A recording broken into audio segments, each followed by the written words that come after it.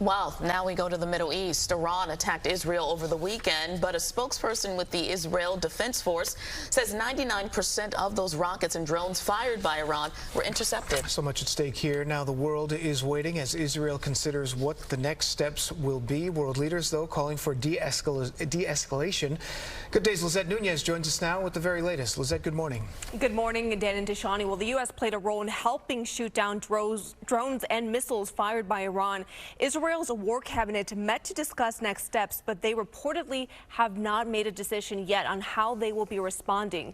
Meanwhile, world leaders are concerned that any escalatory measures by Israel could lead to a broader conflict.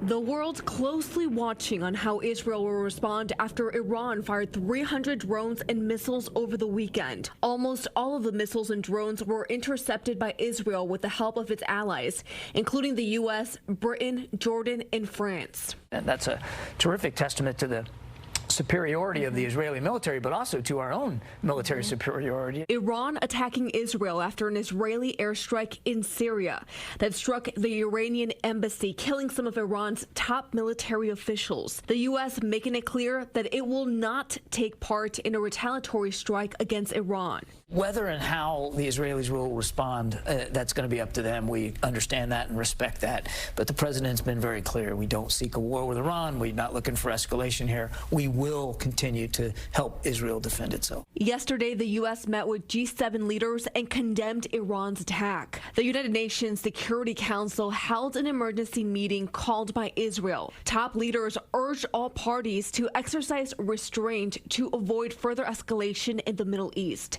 Senate Majority Leader Chuck Schumer says he's been on the phone with President Biden following Iran's attack. Schumer says the U.S. will continue to show its support to Israel. And this was clear on the call with the president and the leaders. The United States commitment to Israel's security is ironclad. And back here at home, following Iran's attack, the NYPD is stepping up patrol at houses of worship. Police say there are no credible threats. Tishani. Lissette, thank you.